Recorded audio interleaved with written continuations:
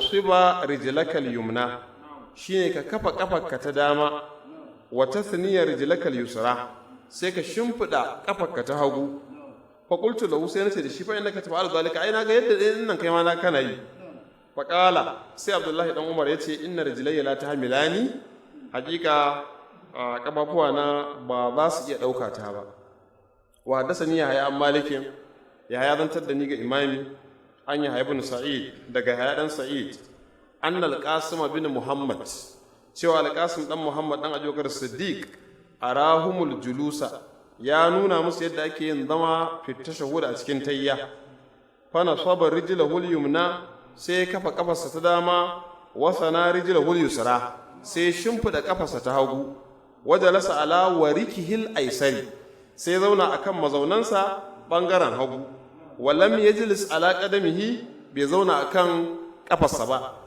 sun maƙala sannan ya ce a rani haza abdullahi ibn umara abdullahi dan umar shi ya nuna min wannan wa haddasani kuma ya ban labari anna abahu cewa babansa abdullahi ibn umara kana yaf'alu zalika ya kasance na aiwatar da haka to alhamdulillah wannan cikon karatunmu ne na karatunmu na baya na yadda zama yake a sallah dama dai mun yi magana da irin sabanin malamai akan zaman da kuma irin yadda shari'a ta tabbatar da irin yadda ake zaman da kuma yadda ake so a zauna an gane ko akwai ruwaya guda biyu wadda ita ce mashhuriya shine wannan sifar da aka faɗa yanzu a kafa kafar dama ma'ana 'yan yatsunka na kafar dama ka kafa su kafar ta zama ta tsaya cak ita kuma kafa hagu sai ka shimfiɗa ta a ƙasarka an gane sai ka zauna a kan mazaunanka ɓangaren hagu warke aisar kenan ko to wannan shine cikakken zama kuma irin wannan zaman shi ake so a yi shi a tayya ta farko da tayya ta biyu an fahimta to amma akwai wani zaman kuma irinsa shi kuma bambancinsu kawai maimakon ka zauna akan alwarkil aisar sai ka zauna akan kafa ina fatan gane to wasu suka ce shi ma wannan duk ɗaya ne sai dai wancan ya fi na farkon to so da haka sai suka yi wato cewar ka iya yi a cikin tahiyya ta farko ko kuma zama tsakanin sujjada guda biyu an gane to wanne ne ake sabani wanda ake sabani guda ɗaya ne shine al-iqa'u wanne ne iqa'u shine mutum ya zauna wato isa kafafuwan nasa yadda ka kafa ta daman nan ka kafa har tagun haka sai kuma ka zauna mazaunanka suna kan kafa ina fatan gane to wannan shine iki'a wasu sun ce irin yadda kare yake yi to haka dama kare haka yake yi to ala'ayi halin dai wannan iki'a'un shine wanda ake magana a kansa shi wannan ba shine sunnar sallah ba illa kawai yanzu ma zaune karatu a nan muhimmi amma za mu zo shi insha Allah to ubaidullahi dan yahaya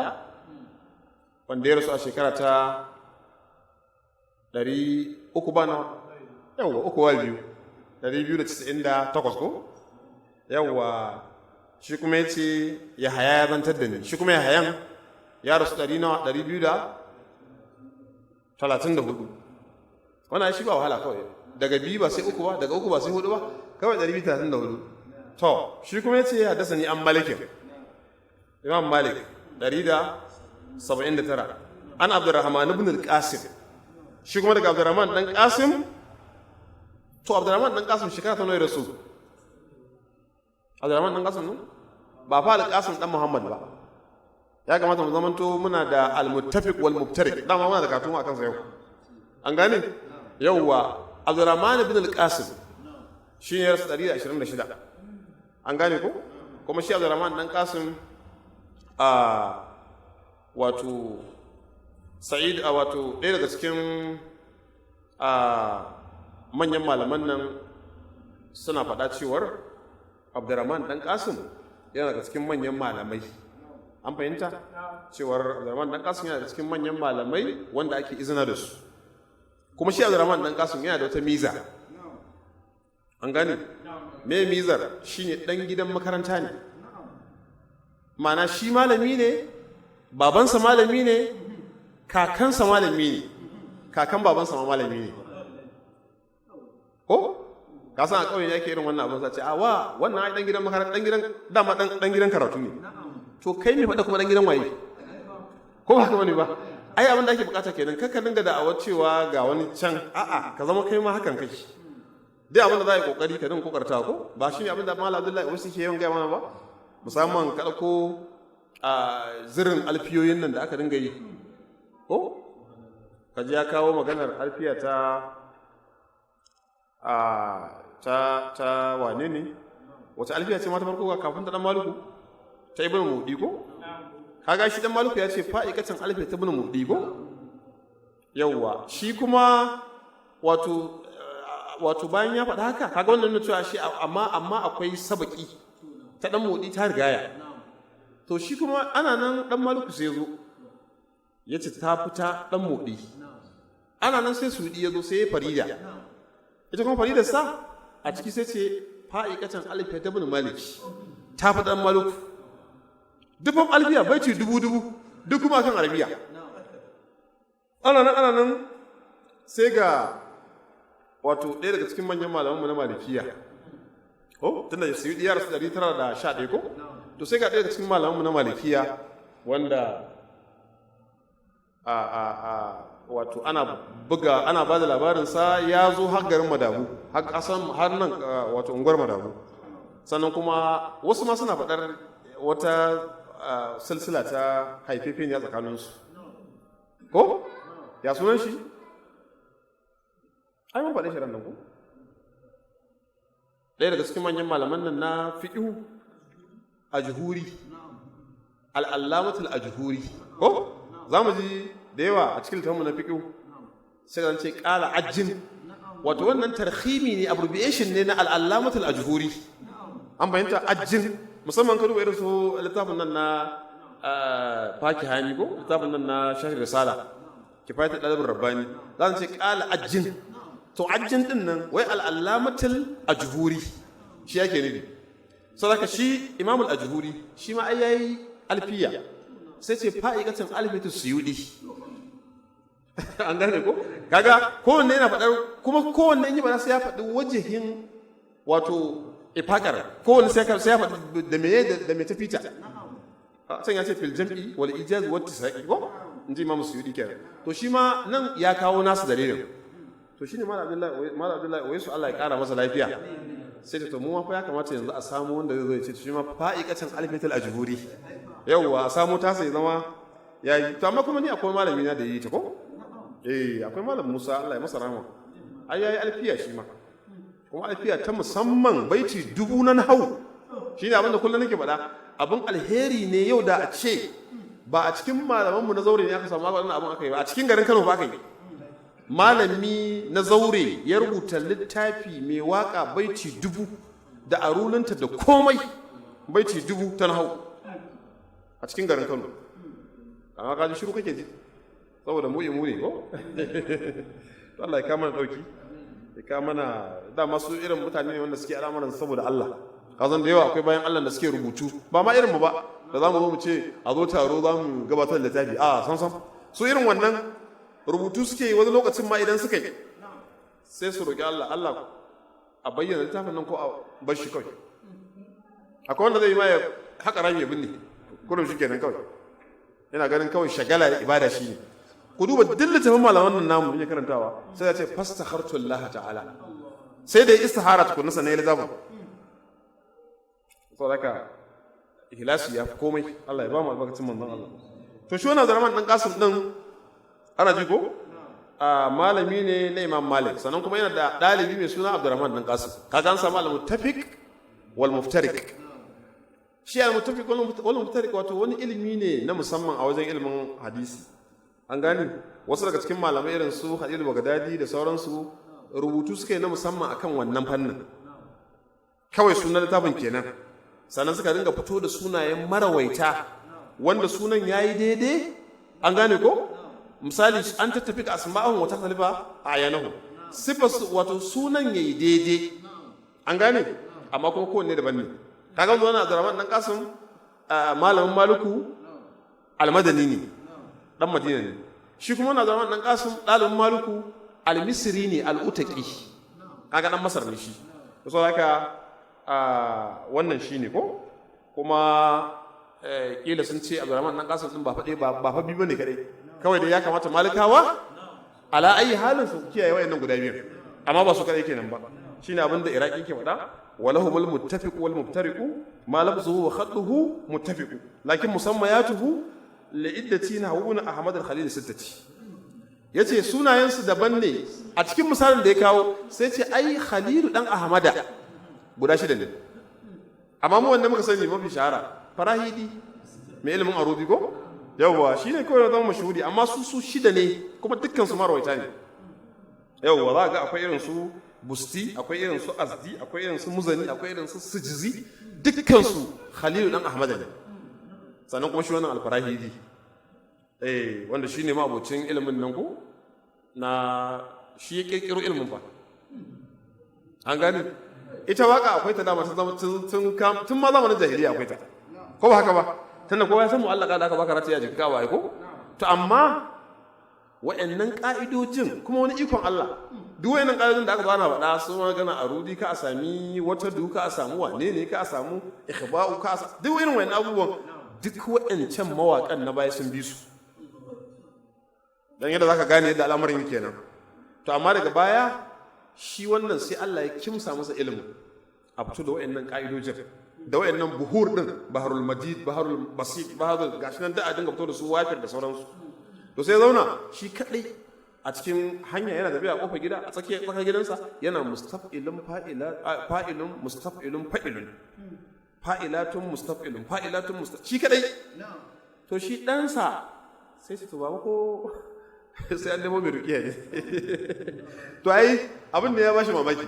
ya ga kawai yana tafi yana ta dan ishara da hannunsa yana ta kaɗe yana ta abin kuma wannan bai saba ba to shi da sai masa wannan baitocin ko law kuntu ta'lamu ma aqulu azartani aw kuntu ajhalu ma taqulu azartuka sai ce lakin jahilta maqalati fa azaltani wa alimtu annaka jahilun fa azartuka yace da a ce ka san me nake cewa to da kayi min hanzari an gane sai ce au kuntu ajhalu ma taqulu azartuka kai ma da ban san me kake faɗa ba da sai maka hanzari sai ce lakin jahilta maqalati sai ka janci abin da nake faɗa saboda ka fa azaltani sai ka kauce min wa alimtu annaka jahilun ni kuma san kai baka san ma me nake yi shine wanda manzo Allah yake cewa wato annabi ya ce masa menene kamar wawa abin bi an fahimta ai mun taka tarihinsa ko can baya ba shine wanda ya zo gurin manzo Allah sallallahu alaihi wasallam kawai ya shigo gidan annabi kai tsaye ba sallama ya shigo annabi yana kallon sa yace ya ka shigo ba tare da sallama ba sai ai ka san ni ba na sallama a samu dari kai kuma mu dari yake ga annabi annabi kallon na Aisha wannan wace ce yace mata ta ce Aisha sai to ka sake ta manna aure ta ai ka san wannan ba sai an ga maka wato ba sai an ga ma waye shi ba ko to shine daga baya sai ita shi ya fita to shine sai take tambayar sa ya rasulullahi wannan wane ne sai ce ai kin ji ga yadda yake mutaba'un ne amma ga shi kaza kaza to shi wannan mutumin shine yazo ya shigo nan sayyidina Umar yana shigo nan sayyidina Umar kawai sai me yakon ya ce ya amiral mu'minin ko kuma ai wata magana sai ce he ibn al-Khattab he ai ta maka ake gaya ko amma ka zo gaban amirul mu'minin wai he ibn al-Khattab ya kuma ga ci gaba da masa bayani ba ku mana ba ai mana adalci ba ai mana kaza ba shikenan fasta shadda gadban sai dan Umar kawai ya fusata a lokacin shi wannan da ya shigo da shi sai ce ya amirul mu'minin Allah ta'ala ya ce khuzul afwa wa amur bil urfi wa a'rid anil jahilina wa inna hadha la min al jahilina yace wa inna hadha min al jahilina to shikenan kuwa dama kuma wa kana waqafan ala kitabillah sai kawai ya shigo ya kyale shi to saboda wannan kenan saboda idan misali mutum yana wani al'amarin sa kaga wani abu zai shi to kyale ka cigaba da al'amarin ka Allah ka taimake mu kan haka to zaman dan kasan kenan to amma mu sani wannan fadin cewa al-muttafiq wal muftariq ana ji ko ya saba fa da wani fanni dan fannoni na ilimin hadisi ya saba da wani fanni kuma shi kuma mai suna al-mu'talif wal mukhtalif. Wanne ne shi? Shine tunda ya ce mana lafazin yayi daidai amma jikin ne isaba, haka ne? To za ga wannan kuma shi mu'talif da mukhtalif, shi lafazin za gan shi a zahiri kamar daidai, amma sai ka wajen nudiki sai zama ya saba. Kamar salam da sallam, akwai Abdullahi ibn Salam ko? Akwai kuma Sallam ibn Mishkam da makamantansu. An fahimta? Kaga a rubutu za gan shi duk ɗaya ne, amma wajen nudiki ba ɗaya bane. Kamar irin su Abida da Ubaida. Ko? Hadisin nan na Allah lafiya sahabi na Tirmidhi. Ai kaga hadisin wanda ya rawaito Abida ni ar-Ra'idi,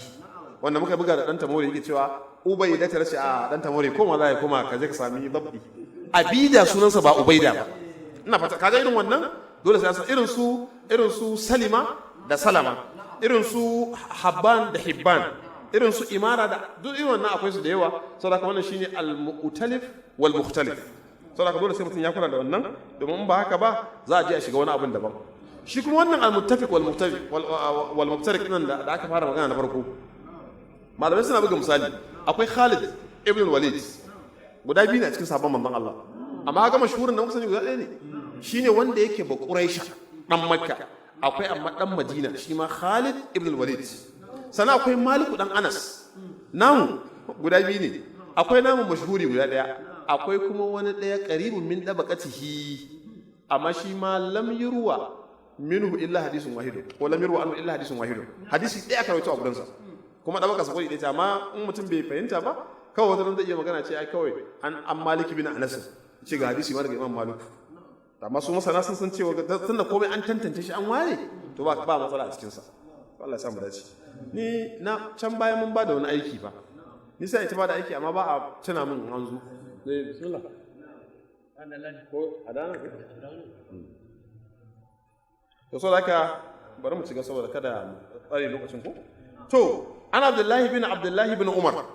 daga Abdullahi dan Umar. Shi wannan Abdullahi dan Umar an ce yana da cikin manyan ƴaƴan Abdullahi dan Umar, kuma an ce wasiyi ne. An gane? Shine wasiyin shi Abdullahi dan Umar akan sauran, don shine babba a cikin ƴaƴansa baki daya. To Abdullahi dan Umar annahu akhbarahu cewa shi ya bashi labari, annahu cewa shi kana yara Abdullahi bin Umar ya tarabbau fi salati idza jalasa. Ya gamance idan izo sallah sai ya ga Abdullahi dan Umar yayi harbe a sallah. Yanzu ne muka wani yadda su sallah tai ko ai sama zaman yake. To amma shi an zo sallah sai ya ga ya zauna. Dama can karatun mun nan sasin da wuce ai mun yi magana cewa a Khaibar Yahudawa sun buji kafarsa, saboda kafa ta samu matsala a wannan lokacin, shi sa baya iya zama sosai a sallah. Shi in ya zo sallah sai ya harbe, ba zai zaman sallah irin yadda ake zama ba. To shikenan kala sai ce fa fa'altuhu wa ana yawma idan hadisu sunni, ni ma sai ne haka, amma a wannan lokacin ina da shekaru ƙanana, sai ni ma ne irin wannan zaman da aka zo ta ya kawai sai na tangwaje gabata ni ma ne harbe. Fana hani Abdullahi, to sai Abdullahi dan Umar sai hana ni, sai ce ka daina yi. Wa qala Abdullahi dan Umar sai ya ce inna ma sunnatu salati, ita sunnar sallah an tansiba rijlakal yumna wa tasniya rijlakal yusra. Sunnar sallah shine ma'ana sunnar sallah a cikin zama a cikin sallah shine ka tsaida ka kafa kafarka ta dama, an gane, sannan kuma ka shimfida kafarka ta hagu, wato irin yadda aka faɗa da su. Fa qultu lahu, sai nace da shi fa innaka tafa'alu zalika, ai kai ma na kana haka, ma'ana wannan tankwashe kafar ai harbe kai ma na kana ne. Wato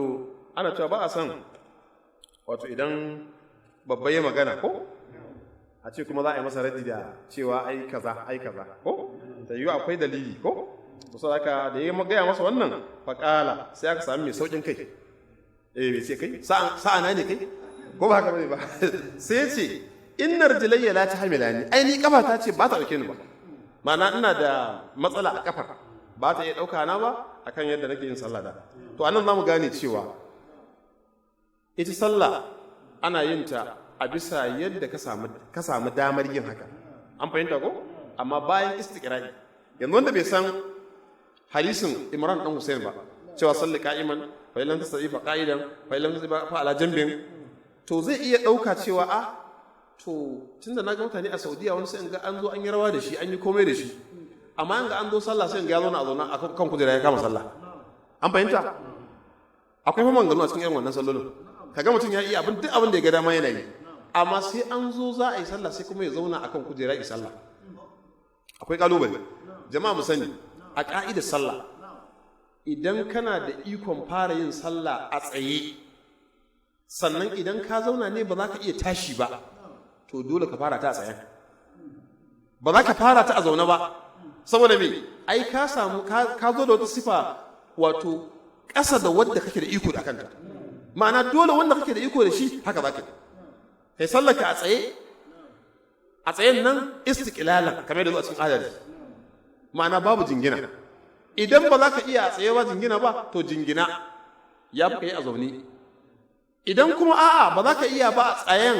a jinginan, to ka yi a zaune amma istiqlalan. Kashi nan kuke nan ko? Idan ba za ka iya a zaunen istiqlalan ba, to yi a zaunen kana jingine. Wannan shine sifa ta hudu, wajibi sai ka jera.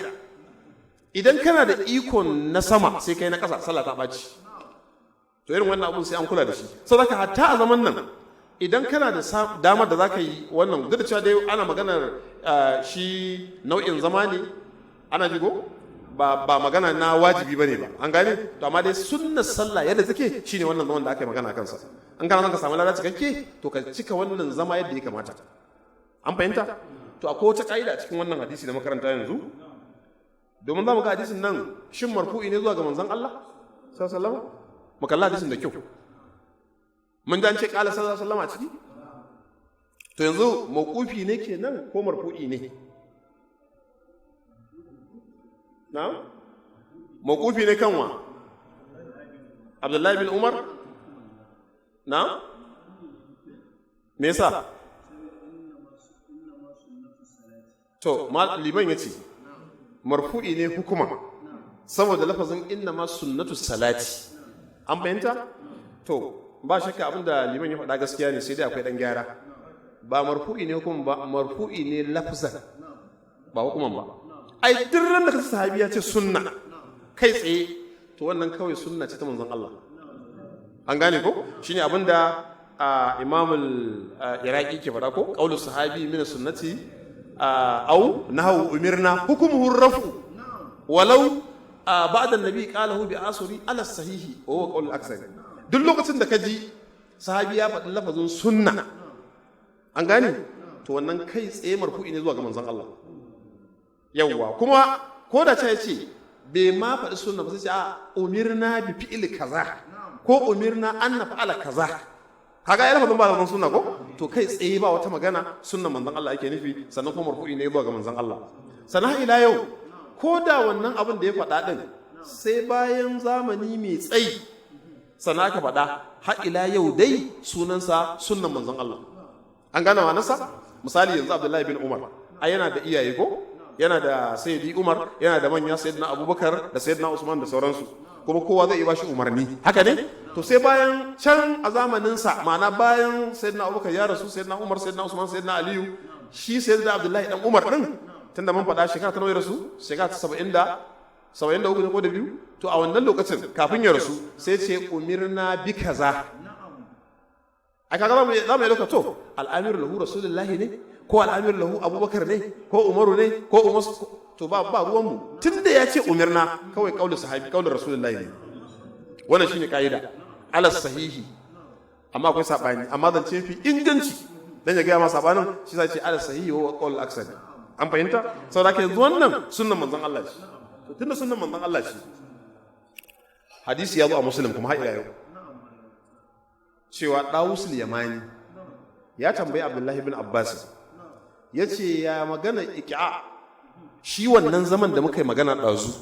cewa mutum ya kafe kafafuwansa guda biyun ya kuma zauna a ƙarshensu ko? To shin wannan zama ya iki? Sai Abdullahi ɗan Abbas sai ce sunna. Sai Dawusu ce inna narahu jafa'an bir rajul, mu muna ganin wannan ai jafa'i ne mutum ya zo sallah ya kafe kafafuwansa ya zauna a kai. Sai ce sunnatu nabiyyukum. haka abin ya fito fili bayan da sunna kuma ya ƙara sunnatu nabiyukum. To a nan wajen sai malamai suka yi ta sabani, to yanzu ya za a kenan ga abin da ya zama to mashhuri na wayanda suka rawaito sallar manzon Allah sallama irin su wato lafazin na sallu kamar ra'aytu muni usalli, irin sa hadisin Abu Humayd Sa'idi na sallar manzon Allah, irin sa hadisin al-Musi'i Salah, irin duk hadisin da aka rawaito na sallar manzon Allah ba a rawaito wannan ba. Amma ga Abdullahi bin Abbas shi kuma yace sunna ne,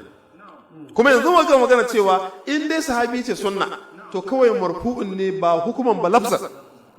To yanzu ya kenan, to malamai suka yi ta galibi, wasu suka ce to ai anan shi kansa iki'awun nan kala biyu ne. Akwai iki'a'i na farko wanda shine ake gudu a kansa, shine wannan sifar da aka faɗa. Akwai kuma iki'a'i na biyu shine wanda mutum zai zauna akan mazaunansa amma kafar dama tana dama, kafar hagu tana hagu, amma kuma ya zauna a tsakiya. To wannan shine iki'a'i. Sai sai wancan aka hana ba wannan ba. To malamai dai bisa wato kamar haɗuwa tsakanin ga ruwayar Abdullahi dan Abbasin, ga ruwayar Abdullahi dan Umar, ga kuma sauran ruwayoyi da yawa da suka rinjayi da suka goyi bayan ta Abdullahi bin Umar, wadda wannan ruwaya ta ita ruwaya ce ita kadai, sai aka rinjaye da waɗannan ruwayoyi saboda sun fi na Abdullahi bin Abbasin yawa, sai aka tabbatar da wato cewa shi kiyayi din nan wato manhiyun ne an hufi salati. Wannan shine kaida. Allah ya samu dace. To wa hadasani Yahya an Malik, ya zan ni ga imami. To kafin mu zo hadisin gaba, a ƙarshen hadisin nan ya ce fa innaka taf'alu zalika ko kana yin haka, fa qala sai ce inna rijlayya la tahmilani. To wasu daga cikin masu shirin wannan littafi sai suka kawo lafazin inna rijlaya la tahmilani, inna rijlaya. Wannan ba ce ruwaya Yahya bin Yahya al-Laythi ba, amma wasu daga cikin marawaita an gane ko sun kawo ta kuma sun rawaito daga Imam Malik. To amma yanzu inna rijlaya a Arabiya ya za a samu wannan Muhammadin nata? Ita inna me take ne? To yanzu ya zamu yi nasaba da rijlaya?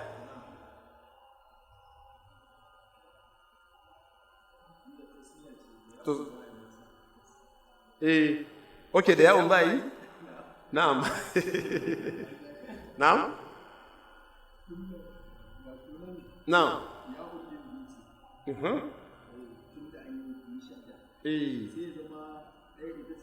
Ni da ka kyale wannan karatun duka ka dauko mana baitocin alfiya ko bil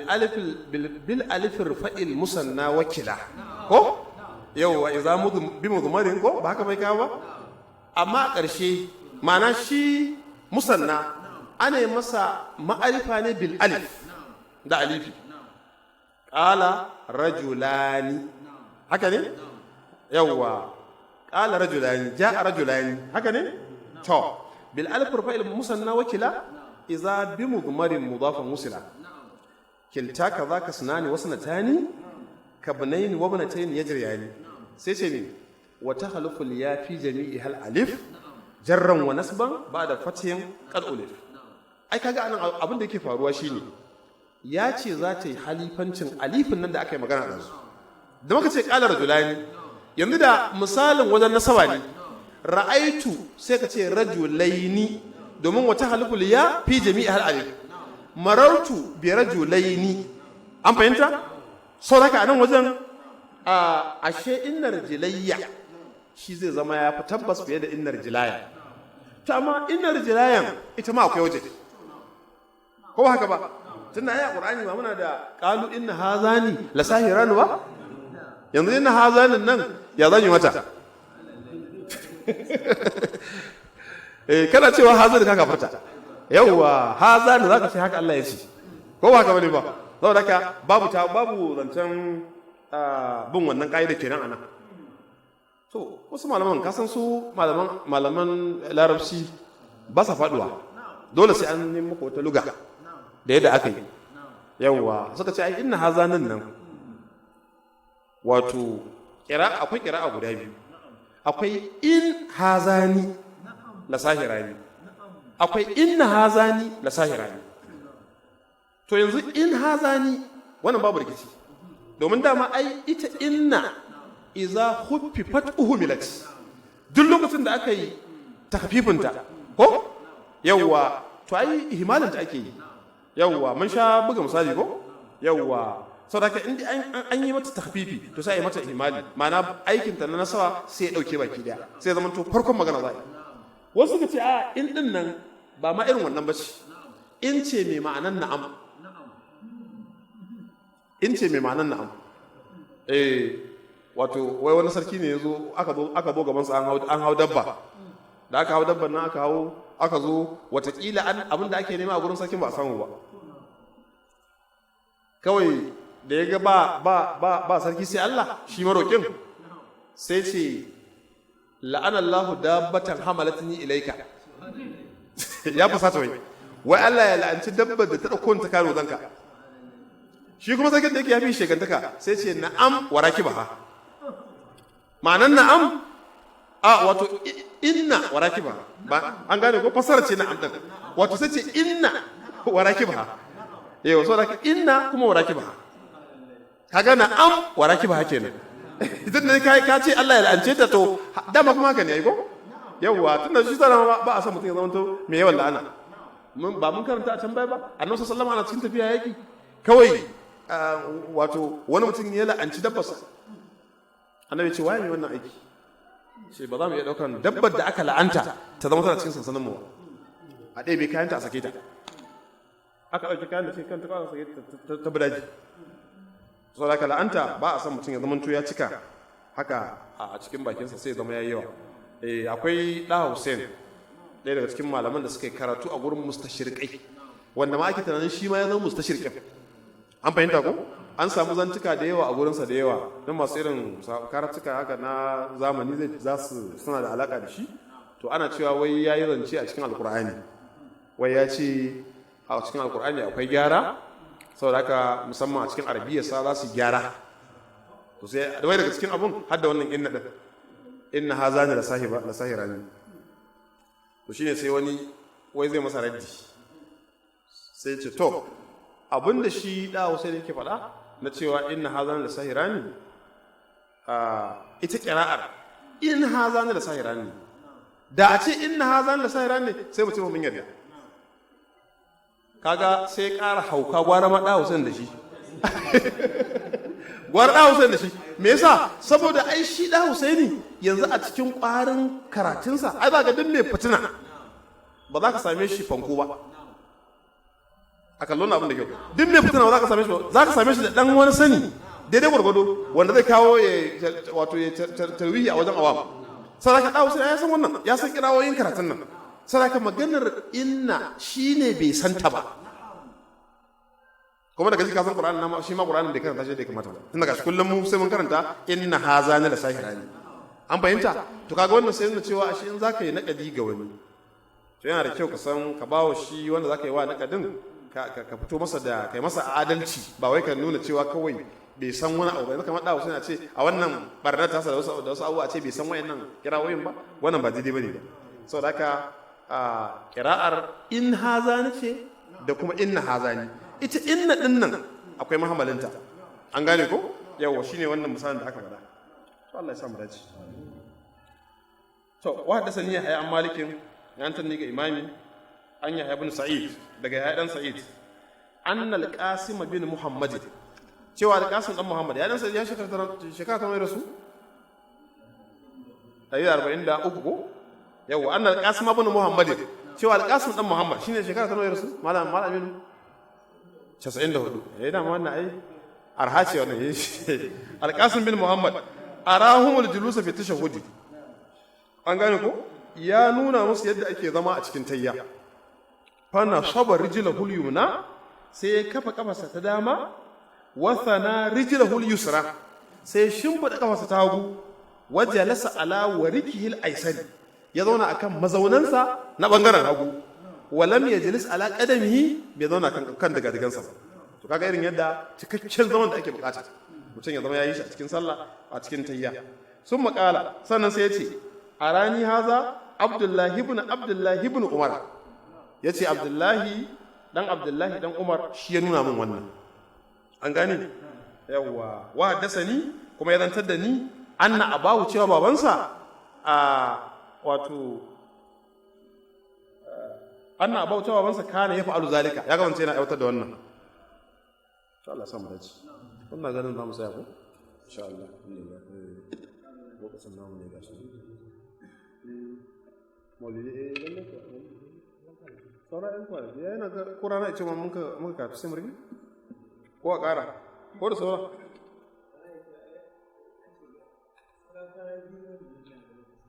to ko a rufe yanzu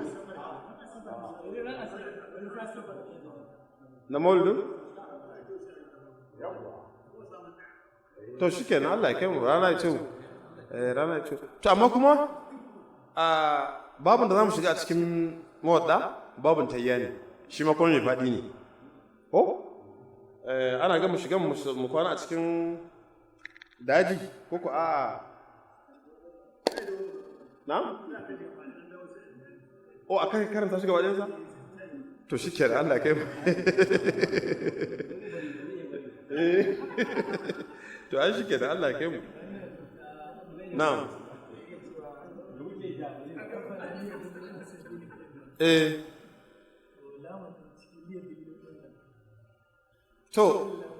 to ka zama lamin da wata tambaya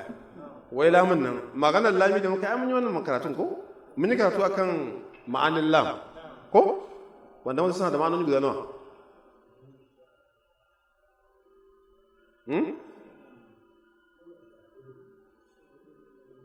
wanne ne na farko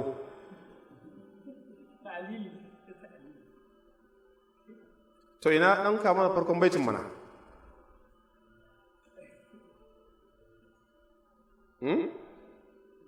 to ala'ayi halin dai a karatunmu wanda muka yi na baya ni ma na manta sunan farkon baitin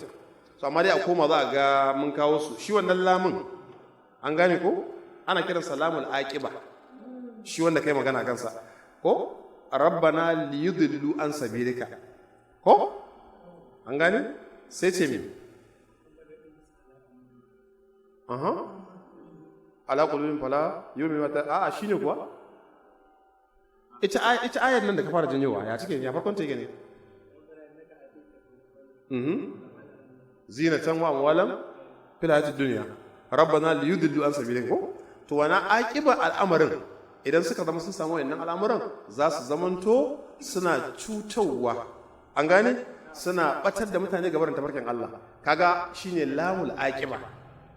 an gane ko ba wai liyudillu dansi ba a ƙarshen lamarin su abin da zai faru kenan shine ai har muka kawo wata waka ko ta wato ba ita ba ta wannan al-Khadib Zainuddin al-Khadib ko yana cewa lidulil mauti wa bunulil kharabi lidulil mauti ku ta haihuwa da mutuwa yanzu ana haihuwa da mutuwa da ba ana haihuwa ƙarshen akibar haihuwar mutuwa ce wa bunulil kharabi ku ta gini ƙarshen ginin da za ku yi dai rushewa ne ko ba haka bane ba to shine lamul aqiba kenan an gane to shine ma'anarsa Allah ya sa amin